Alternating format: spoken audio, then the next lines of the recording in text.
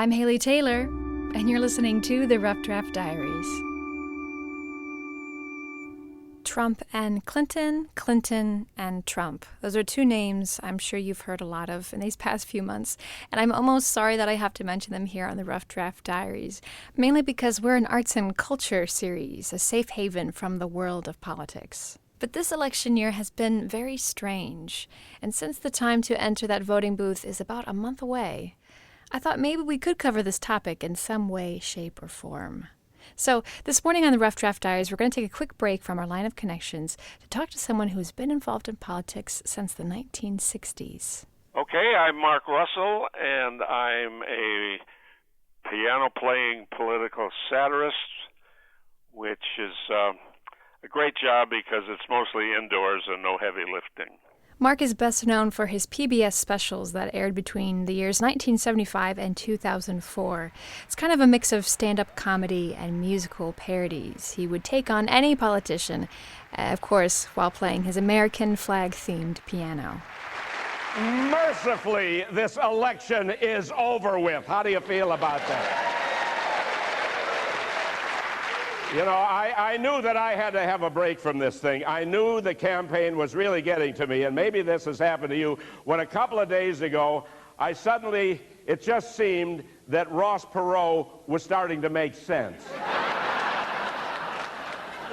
That was the 1996 presidential election, where Ross Perot was running with the Reform Party against Democratic Bill Clinton and Republican Bob Dole. But Mark had been covering politics long before the year 1996. And before politics, there was just the piano. I took piano lessons. I started when I was 7, and I'm to this day, I'm not very good at it. But when I was a kid, I wanted to be a jazz piano player. And then I moved to Washington with my parents and got caught up in the whole political thing. I'm a political junkie. I have Potomac fever. I love it. I have respect for it. But in the American tradition, just to ridicule it from time to time. Now, Mark's love of music and his love of politics began as two separate interests. He didn't think to combine the two until he started one of his first jobs. He played the piano for entertainment in local bars in Washington, D.C. I was playing piano around town in Washington, and real dives, I must say. But I got a job that lasted longer than the others, and it was a political bar on Capitol Hill. Smoke-filled room at the time, wheeling and dealing going on. You could walk from one end of the room to the other without leaving the scene of a crime. With a room full of congressmen, their staffers, lobbyists, Mark decided to write songs about the people and the audience so they at least could relate to them. And this is the year 1960, when a new presidential campaign had just begun. The two big Democrats who wanted to be president were John F. Kennedy and Lyndon Johnson. Lyndon Johnson was the favorite. He was the majority leader of the Senate. Jack Kennedy was his lesser presence. And then Kennedy started to rise, and he got a lot of money from his father.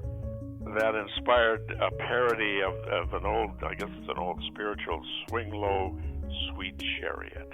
This is embarrassing to even tell you about it. And so this was Swing Low, Jack Kennedy, your daddy's going to carry you home. And that got a big response. And some of those responses weren't always positive. The combination of political jokes and alcohol can be a lethal concoction.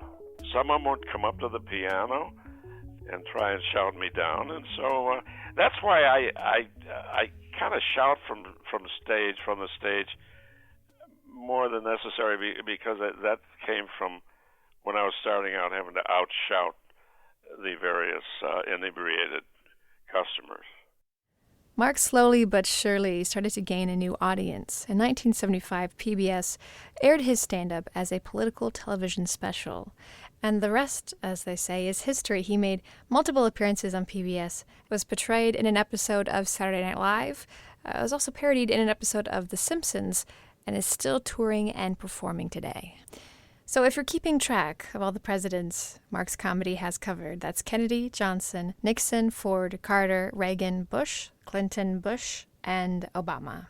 So now I'm curious to see, with all the history, with all the knowledge of past presidential campaigns, what does Mark think of Clinton versus Trump? The others pale in comparison. This is beyond the pale. I have never seen anything as dirty, bloody. Now, yes, I'm loving it because that's my professional thing. I'm having a wonderful time, but still, it's horrendous, and a lot of it is a disgrace. And I think the rest of the world is wondering what the heck is going on in the United States. I asked Mark if he knew who he was voting for in this election, and if he could advise any other voters who remain undecided. He responded in his typical dry-witted manner. My reliable sources, which are two bartenders in Toledo, tell me that America's best days are ahead of us if neither candidate wins. I think that's all the help we're going to get. I'm Haley Taylor, and thanks for listening to this episode of the Rough Draft Diaries.